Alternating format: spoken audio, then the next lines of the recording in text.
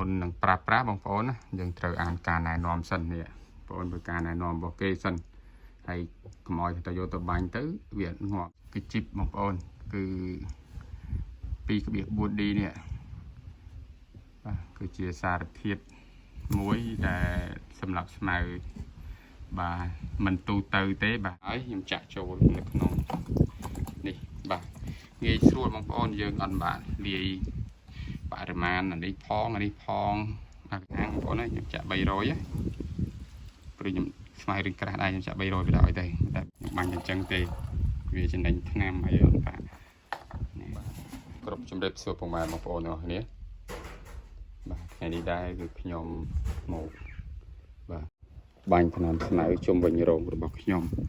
បាទឃើញស្មៅតែគ្រប់ប្រភេទតែម្ដងបងប្អូនមានប្រភេទជ័របាទប្រភេទស្មៅបដូលបាទហើយប្រភេទស្មៅពួរនេះបាញ់ងាយងាប់បងប្អូនតែហ្នឹងចាញ់ច្រាស់បាទអញ្ចឹងសារធាតុថ្នាំដែលខ្ញុំត្រូវប្រើនៅវគ្គនេះបងប្អូនគឺប្រភេទ Glyphosate នេះបងប្អូនមើលទាំងគ្នាគឺខ្ញុំលាយប្រភេទ Glyphosate បងប្អូន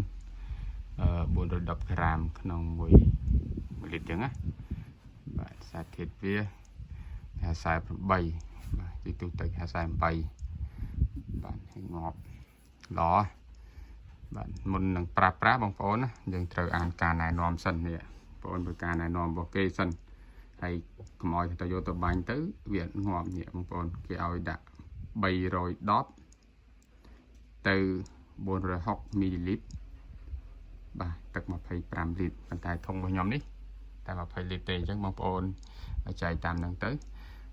ហើយបន្តមកទៀតបងប្អូនខ្ញុំមិនភ្លេចទេគឺជីបបងប្អូនគឺ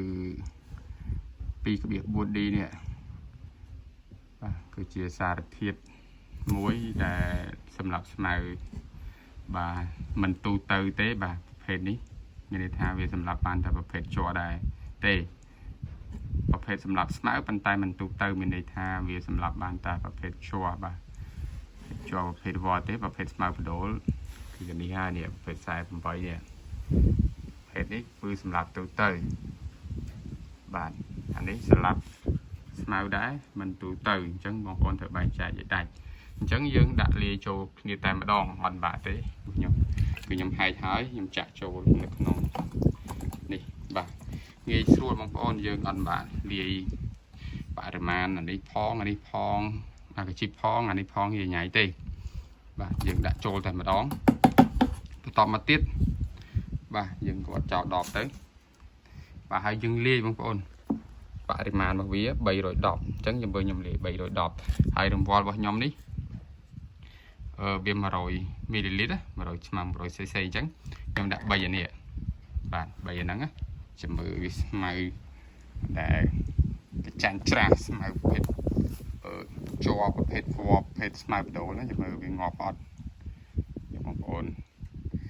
ចាំតាមដានទាំងអស់គ្នានេះខ្ញុំធ្វើវីដេអូវគ្គ1វគ្គសំថ្នាំបាញ់សម្រាប់ស្មៅទូទៅបាទហើយ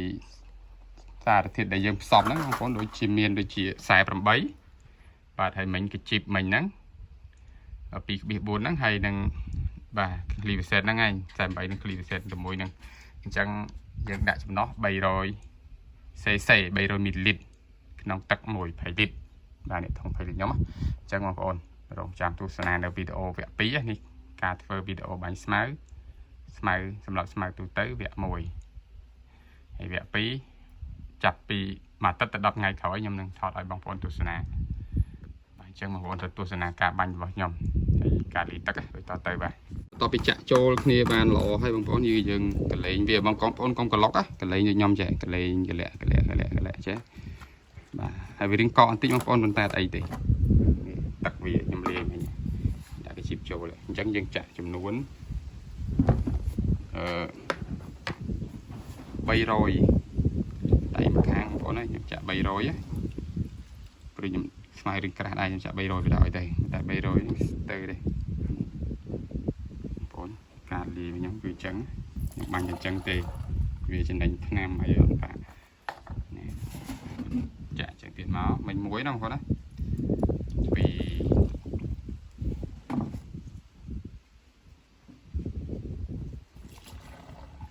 vì con muối tiết bày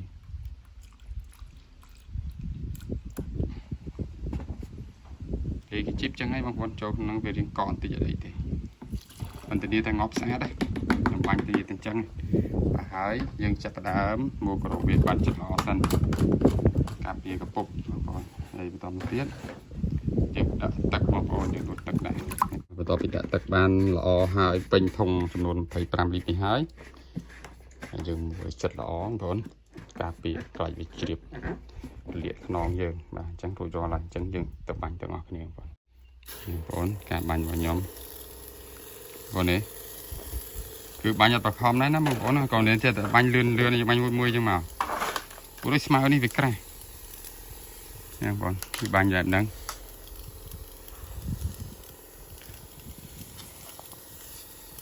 បាញ់រុកអញ្ចឹងមក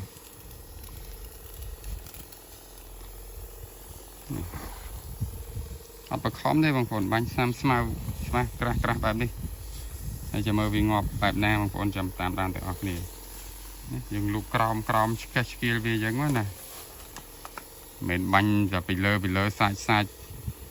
ហើយថាត់ងាប់ទៅមកពីឆ្នាំណាបងប្អូនណា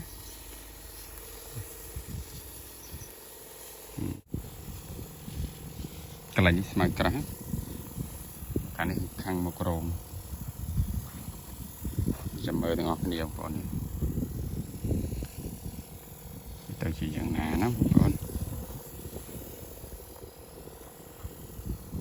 អញ្ចឹងអរគុណច្រើនសម្រាប់ការតាមដានទស្សនាបងប្អូនអញ្ចឹងចាំវីដេអូក្រោយប្រហែលជាមួយសប្តាហ៍ទៀតទៅ10ថ្ងៃខ្ញុំនឹងធ្វើតេស្តចេញលទ្ធផលឲ្យបងប្អូនទស្សនាតើងាប់បានល្អអត់អរគុណច្រើនបងប្អូនហើយកុំភ្លេចចុច Subscribe Channel ខ្ញុំម្នាក់មួយបងប្អូន